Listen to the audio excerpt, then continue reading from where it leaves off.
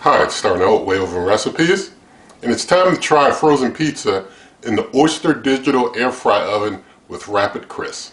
And so we're going to see how it does cooking up frozen pizza right now.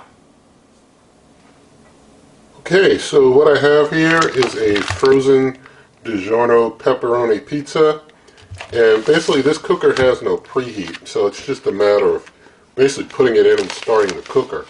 So going to open things on up, I've got a rack on the middle rack level there, and I'm just going to go ahead and get it out of this container, put it right there on the rack with nothing underneath at all, just like that. I'm going to close up, and now I'm going to turn the function knob till I get the pizza. It defaults to 400 degrees Fahrenheit, 20 minutes. I'm just going to go with their default to see how it does with their default settings. And so I'll hit start with that, and we'll let that cook for a while. I'll bring you on back. Okay, so there's less than 30 seconds left in the 20-minute run, and as I hope you can see, the pizza's looking pretty good. I've got the light on in there so you can have a good look at it.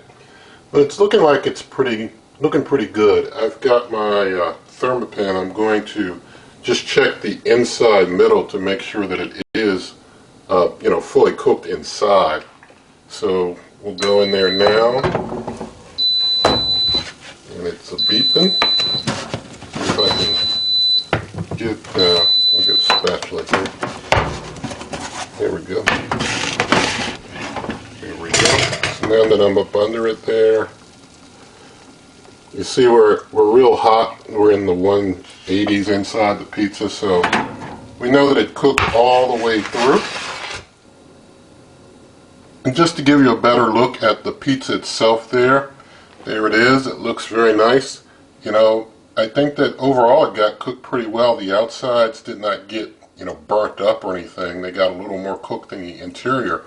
But they didn't get like really overcooked, like burnt up or anything. So I think that's a pretty good job overall for how well the cooker did for its default setting, which was likely made just for a pizza like this. And so I'm going to go ahead and slice the pizza up now, and I hear some crispy crunching as I slice through, so that's a good sign.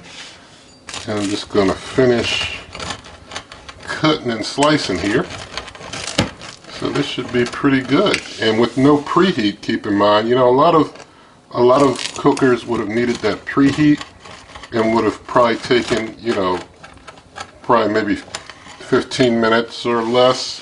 But with the preheat, you're basically at the same about end time, just putting it in without having to worry about coming back to put it in after preheat. So I think 20 minutes, without the preheat at 400 turned out very nice. And so I'm just going to take the slice here, put it on my plate, and now we'll do a taste test. So here's our completed pizza. So let's do a taste.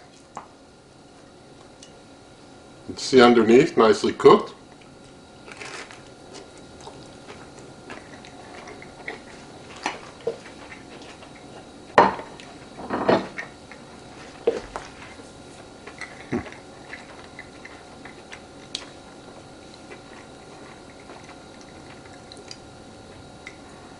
Got a little sauce on me there, but it turned out great. It turned out perfect. The default settings are probably by the manufacturer perfectly made just for that pizza right there. And so it turns out perfect just like that. And so I like the work that it did. And you can tell me how what you think about it in the comments. And also in the video description you can find like referral links for this cooker and others and ways to help this channel and such. And I will say, if you like this video, please do give it a thumbs up. Share the video with a friend. Leave your comments. Also, on my blog, superwaveovenrecipes.com, you can find lots of recipes for these type of cookers and others.